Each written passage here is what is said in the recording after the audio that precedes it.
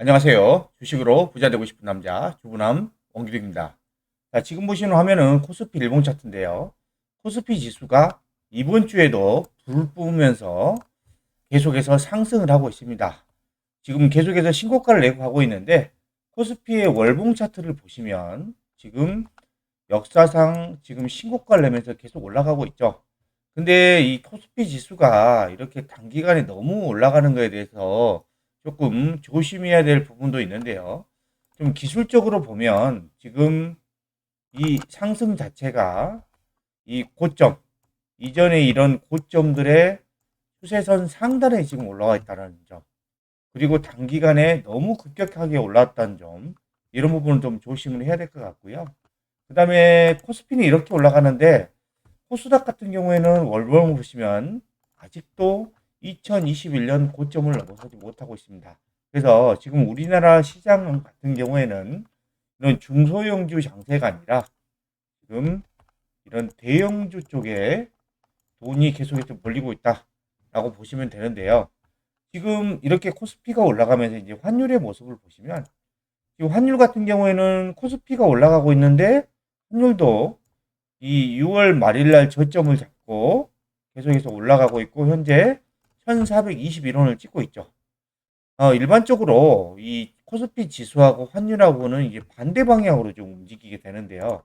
보시면 최근 5년간의 원달러 환율과 코스피 지수의 모습을 보시면 환율이 이렇게 올라갈 때는 지수가 이렇게 내려갔고요. 그 다음에 환율이 내려갈 때 있죠. 내려갈 때는 지수가 이렇게 올라갑니다. 그리고 또 환율이 올라갈 때는 또 지수가 내려갑니다.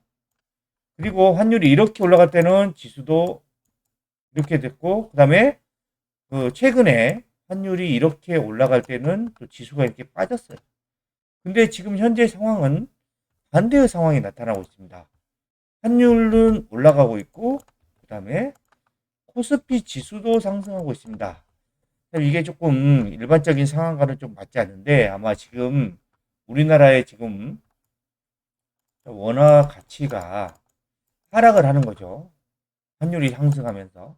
이러면서 이 코스피 시장으로 이런 그 자금들이 몰리고 있다라고 보시면 되는데 저는 이런 기술적인 분석이라든가 그다음에 우리나라의 이제 그 경제 성장률 전망치를 보면 저는 이렇게 앞으로도 계속해서 급격하게 상승하기는 어렵다라고 보고 있습니다.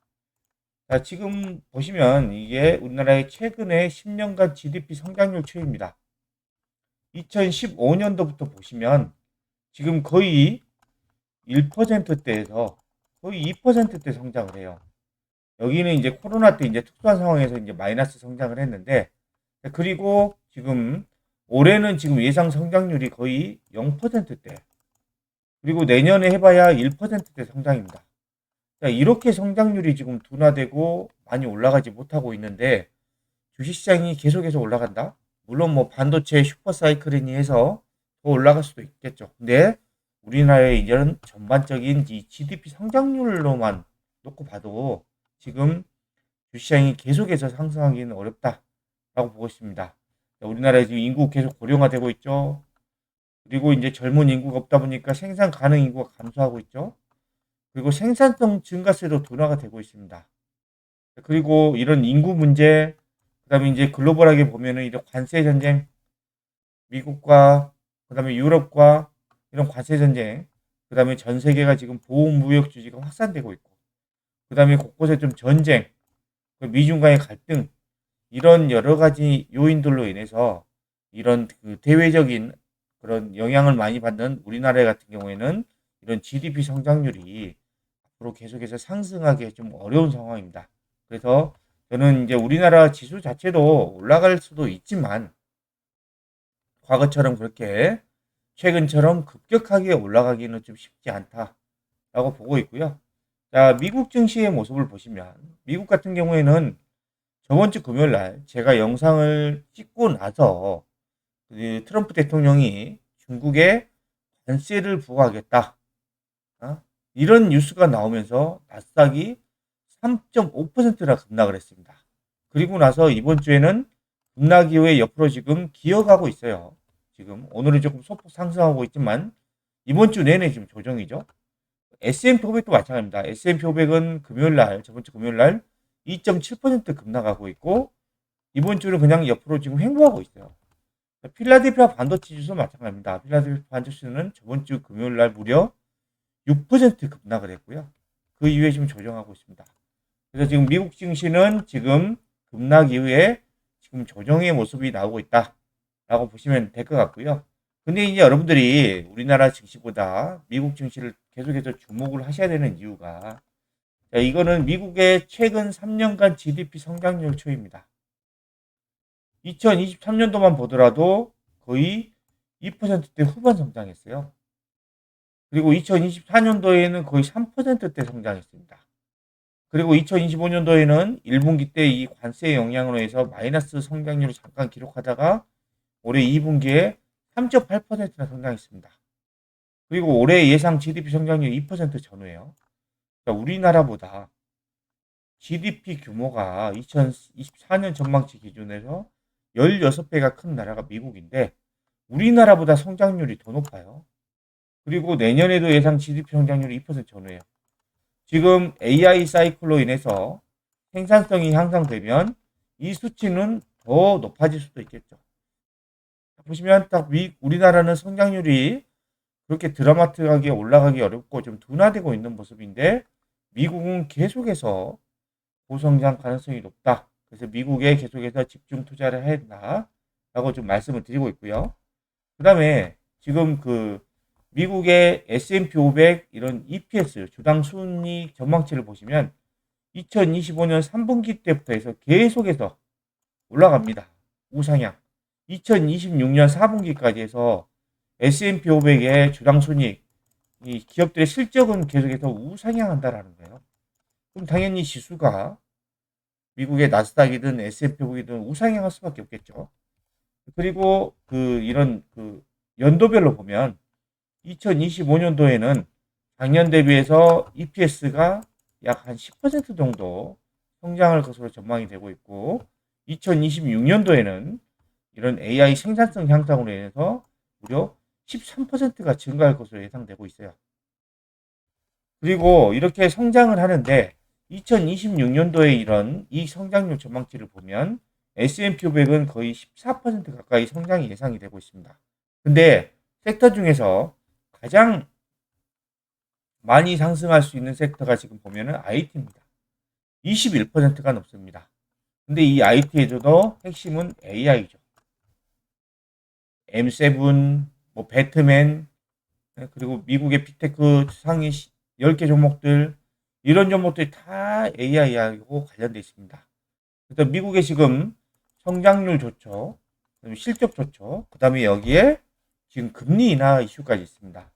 자, 10월 29일 날, 다다음 주 수요일 날입니다. 다다음 주 수요일 날 지금 미국의 지금 금리가 0.25% 인하할 확률이 지금 현재 99%입니다. 그리고 2025년 12월 10일 날 또 올해 마지막 FOMC 회의가 있는데 여기에서도 지금 0.25% 인하할 확률이 94%나 됩니다. 실적은 좋죠. 그 다음에 이제 금리 인하에 따라서 유동성도 또 늘어나죠. 그러면 당연히 주식시장은 우상향할 수밖에 없는 상황이다 라고 보시면 될 것 같고 미국의 시가총액 상위 10개 종목들 저번 주 대비해서 어제까지 좀 마감 현황을 보면 대부분의 종목들이 조정을 했습니다. 지수가 그렇게 급락하고 옆으로 횡보하다 보니까 조정했는데 구글, 알파벳이 좀 소폭 상승했고 그 다음에 브로드컴이 좀 소폭 상승, 오라클이 좀 소폭 상승했습니다. 나머지 종목들은 전부 다 조정을 했습니다. 이번 주는 조금 조정 장세였다라고 보시면 될 것 같고 지금 미국의 이 3분기 실적 발표가 진행이 되고 있습니다. 지금 저번 주 같은 경우에는 이제 TSMC 가장 눈에 띄죠. 이런 AI 반도체 이 파운드리 업체입니다. 이 TSMC의 실적에 따라서 이런 AI 향방이 좀 갈릴 수 있고 한데 지금 TSMC의 실적이 잘 나왔고요. 이번 주 같은 경우에는 지금 테슬라가 다음 주 수요일 날이죠. 테슬라가 실적 발표 예정입니다. 테슬라가 3분기 때 자동차 판매량이 엄청나게 증가를 했었어요.